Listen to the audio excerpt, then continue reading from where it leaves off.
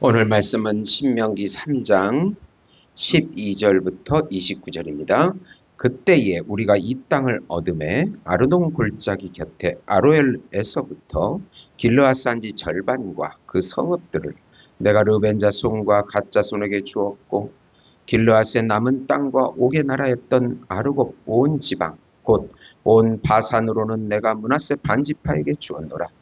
므낫세의 아들 야일이 그술 족속과 마아가 족속의 경계까지의 아르고 온 지방을 점령하고 자기의 이름으로 이 바산을 오늘날까지 하봇 야일이라 불러오느니라. 내가 마길에게 길라를 주었고 르벤 자손과 갓 자손에게는 길라에서부터 아르논 골짜기까지 주었으되 그 골짜기 중앙으로 지역을 정하였으니 곧 암몬 자손의 지역 야복강까지며 또는 아라바와 요단과 그 지역이요 길레넷에서 아라바 바다 곧 여메와 비스가 산기슭에 이르기까지의 동쪽 지역이니라. 그때 내가 너희에게 명령하여 이르기를 너희 하나님 여호와께서 이 땅을 너희에게 주어 기업이 되게 하셨은즉 너희 군인들은 무장하고 너희 형제 이스라엘 자손의 선봉이 되어 건너가되 너희에게 가축이 많은 줄 내가 아노니 너희 처자와 가축은 내가 너희에게 준 성읍에 머무르게 하라. 여호와께서 너희에게 주신 것 같이 너희 형제에게도 안식을 주시리니 그들도 요단 저쪽에서 너희 하나님 여호와께서 그들에게 주시는 땅을 받아 기업을 삼기에 이르거든 너희는 각기 내가 준 기업으로 돌아갈 것이니라 하고, 그때 내가 여호수아에게 명령하여 이르기를 너희 하나님 여호와께서 이 두 왕에게 행하신 모든 일을 내 눈으로 보았거니와 내가 가는 모든 나라에도 여호와께서 이와 같이 행하시리니 너희는 그들을 두려워하지 말라. 너희의 하나님 여호와께서 친히 너희를 위하여 싸우시리라 하였노라. 그때 내가 여호와께 간구하기를 주 여호와여, 주께서 주의 크심과 주의 권능을 주의 종에게 나타내시기를 시작하셨사오니 천지간에 어떤 신이 능히 주께서 행하신 일 곧 주의 큰 능력으로 행하신 일 같이 행할 수 있으리이까. 과옵나니 나를 건너가게 하사 요단 저쪽에 있는 아름다운 땅 아름다운 산과 레바논을 보게 하옵소서 하되 여호와께서 너희 때문에 내게 진노하사 내 말을 듣지 아니하시고 내게 이르시기를 그만해도 족하니 이 일로 다시 내게 말하지 말라. 너는 비스가산 꼭대기에 올라가서 눈을 들어 동서남북을 바라고 내 눈으로 그 땅을 바라보라. 너는 이 요단을 건너지 못할 것임이니라. 너는 여호수아에게 명령하고 그를 담대하게 하여 그를 강하게 하라. 그는 이 백성을 거느리고 건너가서 내가 볼 땅을 그들이 기업으로 얻게 하리라 하셨느니라. 그때 우리가 벳부얼 맞은편 골짜기에 거주하였느니라. 아멘. 거룩한 세대 교체와 계속되는 전진이라는 제목으로 은혜를 나누고자 합니다. 사랑하는 성도 여러분, 오늘 우리는 이스라엘 역사상 가장 위대하면서 가장 긴박하고 또 동시에 눈물겨운 은혜가 흐르는 영적 전환기의 한복판으로 들어갑니다. 바로 신명기 3장입니다. 신명기는 모세의 유언과도 같은 설교입니다. 출애굽 1세대는 광야에서 모두 세상을 떠났고 이제 요단강만 건너면 그토록 그리던 가나안 땅이 눈앞에 보이는 모압 평지에서 출애굽 2세대들이 모여서 있습니다. 이들은 가나안 땅을 어떻게 정복해야 할지 두렵고 떨리는 마음으로 서 있는 새로운 세대입니다. 그리고 그들 앞에는 지난 40년 동안 이스라엘을 자식처럼 품고 피눈물을 흘리며 걸어왔던 노 지도자 모세가 서 있습니다. 모세의 심정이 어떠했을까요? 요단강만 건너면 가나안인데 정작 자신은 그 땅에 들어가지 못한다는 사실을 알고 있는 지도자의 마음은 참으로 복잡했을 것입니다. 그러나 모세는 사사로운 감정에 치우치지 않고 이스라엘 백성들에게 가장 본질적인 신앙의 유산을 전하고 있습니다. 그것은 바로 거룩한 세대교체와 계속되는 전진입니다. 오늘 본문에서 세 가지 영적 발걸음을 통해 시대를 초월하여 오늘을 살아가는 우리에게 우리가 붙들어야 할 사명이 무엇인지를 똑똑히 보여줍니다. 오늘 이 말씀을 통해 우리의 각오를 돌아보고 현재의 사명을 발견하며 미래를 향해 믿음으로 전진하는 복된 시간이 되시기를 예수 이름으로 축원드립니다. 우선 우리가 지금 누리는 모든 삶은 이미 베풀어 주신 하나님의 은혜입니다. 12절부터 17절입니다. 모세는 요단 동쪽 이스라엘이 계획해서 요단 동쪽 땅은 이스라엘이 계획해서 얻은 땅이 아니라고 말합니다. 하나님께서 대적을 무너뜨려서 덤으로 얻은 은혜의 땅입니다. 우리는 우리가 누리고 있는 삶의 안정감이 어디서 온 것인지를 깊이 깨달아야 합니다. 지금 우리나라와 가정, 자녀들이 누리는 삶은 우리의 노력의 결과일까요? 저는 70년대 우리나라 모습, 80년대, 90년대, 2000년대까지 살아오면서 한국의 변화를 직접 보았습니다. 하나님은 가나안 땅의 은혜를 베풀기 전에 미리 우리에게 주신 요단 동쪽의 은혜입니다. 모든 것을 은혜의 덤으로 주십니다. 우리는 항상 감사를 올리고 영광을 돌려야 합니다. 우리의 노력과 공로로 된 것으로 착각하는 순간 하나님의 은혜는 떠나기 때문입니다. 성도 여러분, 좀 더 구체적으로 봅니다. 성도 여러분, 이 요단 동쪽 땅이 어떤 땅입니까? 본래 이스라엘이 정복하려고 계획했던 땅이 아닙니다. 가나안 본토는 요단강을 건너야 나오는 서쪽 땅이었습니다. 그런데 요단강을 건너기도 전에 이스라엘은 아모리 왕 시온과 바산한 옥이라는 거대한 대적들을 만났습니다. 그들은 철병거를 가졌고 르바임족 즉 거인족이었습니다. 객관적인 전력으로 이스라엘은 도저히 이길 수 없는 상대였습니다. 그러나 하나님께서 친히 싸워주셨기에 이스라엘은 그 거인들을 무너뜨리고 요단 동쪽의 광활하고 풍요로운 목초지를 첫 열매로 얻게 된 것입니다. 즉 이 땅은 이스라엘의 전략이나 군사력으로 쟁취한 땅이 아니라 길 위에 서 있던 그들에게 하나님이 미리 베풀어 주신 은혜의 결과인 것입니다.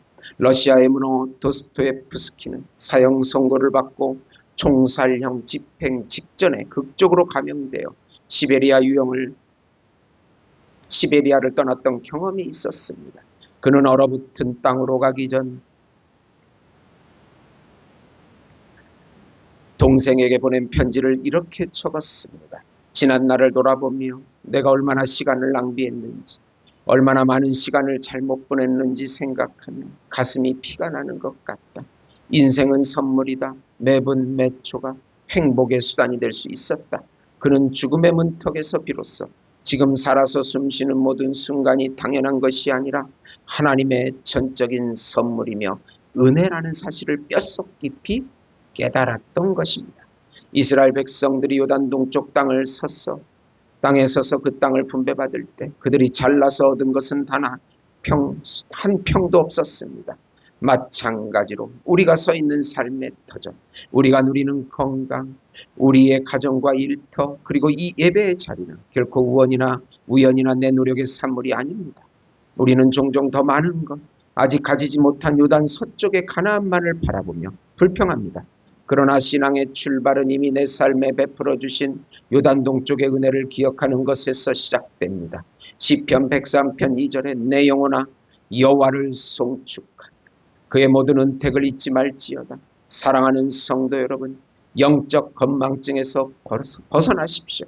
지금 여러분이 누리는 평안과 삶은 이미 하나님이 여러분을 위해 치러주신 수많은 영적 전쟁의 승리의 결과입니다.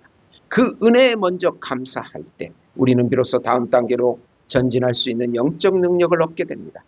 두 번째로 나 혼자의 평안에 만족하지 말고 형제들과 같이 믿음의 발걸음을 걸어가자. 18절에서 22절입니다.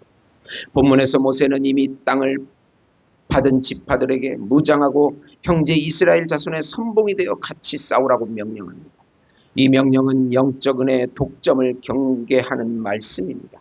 내가 먼저 구원받고 복을 받았다는 것은 안주하라는 것이 아닙니다. 아직 영적 기업을 얻지 못한 지체들을 위해서 영적 전투의 선봉에 서라는 것입니다. 교회 리더십은 선배의 신앙의 선배들이 교회와 성도들을 위해 먼저 희생하는 헌신을 촉구합니다. 지금은 교회도 빈익빈 부익부 현상이 뚜렷합니다. 잘되는 교회는 자기 욕심을 버리고 연약한 교회를 위해 희생과 헌신이 필요합니다.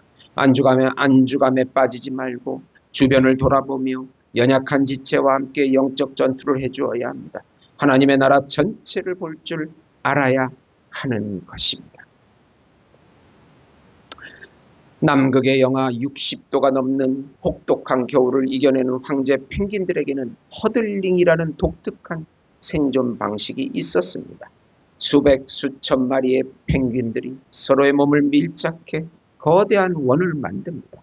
이때 원의 가장 바깥쪽에선 펭귄들은 시속 100km가 넘는 칼바람을 온몸으로 맞아야 합니다. 시간이 지나 외곽에 있던 펭귄들이 지치고 체온이 떨어지면 신기하게도 안쪽에 있던 따뜻한 펭귄들이 밖으로 나오고 밖에서 버티던 펭귄들은 안쪽으로 들어가 온기를 회복합니다. 나 혼자만 따뜻하겠다고 이 대형을 이탈하는 순간 그 펭귄은 물론이고 전체 공동체가 얼어 죽게 됩니다. 교회는 그리고 성도의 삶은 바로 이 허들림과 같습니다. 내가 먼저 영적인 안정을 얻었고 내가 먼저 구원의 기쁨을 누렸으며 내 삶이 비교적 평안하다면 그것은 안주의 면죄부가 아닙니다. 사탄의 영적 칼바람을 맞으며 눈물 흘리고 있는 내 형제, 내 자매, 아직 정착하지 못한 연약한 지체들을 위해 내가 기도의 선봉에 서고 헌신의 선봉에 서야 한다는 주님의 부르심입니다. 로마서 15장 1절 믿음이 강한 우리는 마땅히 믿음이 약한 자의 약점을 담당하고 자기를 기쁘게 하지 아니할 것이다. 신명기 3장 22절 너희는 그들을 두려워하지 말라. 너희 하나님 여호와께서 친히 너희를 위하여 싸우시리라 하였노라. 모세는 여호수아와 백성들을 격려합니다. 우리가 형제를 위해 선봉에 서서 발걸음을 뗄 때 하나님이 친히 우리를 위해 싸우실 것입니다. 나 혼자의 평안에 만족하는 이기적인 신앙을 깨트리십시오. 형제의 아픔을 내 아픔으로 여기고 함께 믿음의 발걸음을 맞추어 요단강을 건너가는 거룩한 군사들이 되시기를 예수님의 이름으로 축원드립니다. 세 번째로 우리의 기도가 거절당해도 하나님의 선하심을 믿고 우리의 역할에 만족하자. 23절에서 29절입니다. 모세는 일평생 가나안에 들어가기를 기도했습니다. 그의 평생의 수건이었습니다. 25절에 나를 건너가게 하사 아름다운 땅을 보게 하옵소서 라고 간구합니다. 인간적으로 보면 평생 고생만 하고 목적지 직전에 거절당하는 비극적인 결과인 것 같습니다. 그러나 하나님의 거절은 사명의 완수의 선포입니다. 모세의 기도를 거절했지 모세의 인생 전체를 거절한 것은 아닙니다. 모세의 사명은 광야의 율법 전수까지였고 가나안에 들어가는 은혜의 성취는 여호수아의 사명이었습니다. 우리는 우리의 기도가 거절당할 때 그것은 내 사명의 한계를 인정하고 하나님의 더 큰 구원의 계획을 바라보라는 의미입니다. 우리의 욕심을 부리면 우리는 욕심을 부리면 안 됩니다. 자신의 역할을 잘 인식하고 후임자에게 넘겨주어야 합니다. 그리고 하나님의 주권적 은혜를 볼 수 있어야 하는 것입니다.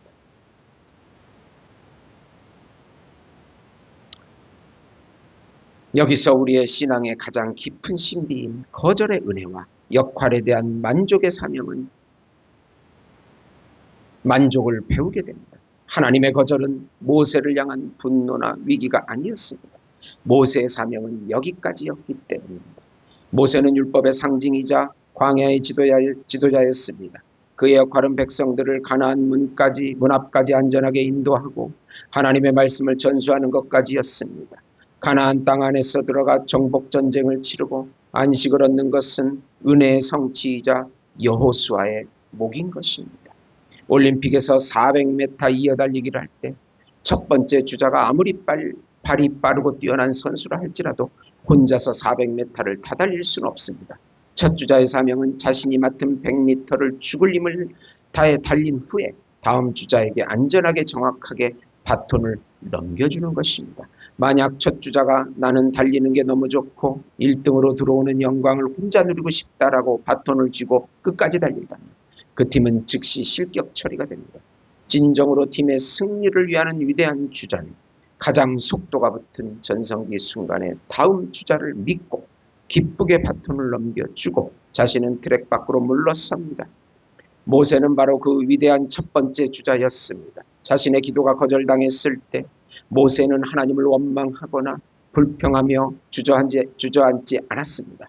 그는 하나님의 거절 속에서 자신의 한계와 역할의 분량을 겸손히 받아들였습니다. 그리고 주님의 말씀대로 여호수아를 불러 그의 손을 붙잡아 주었습니다. 그를 담대하게 격려했고 자신의 모든 권위를 기쁘게 이양했습니다. 내가 주인공이 되지 않아도 하나님의 나라가 전진할 수 있다면 나의 멈춤과 거절마저도 감사함으로 수용한 것입니다.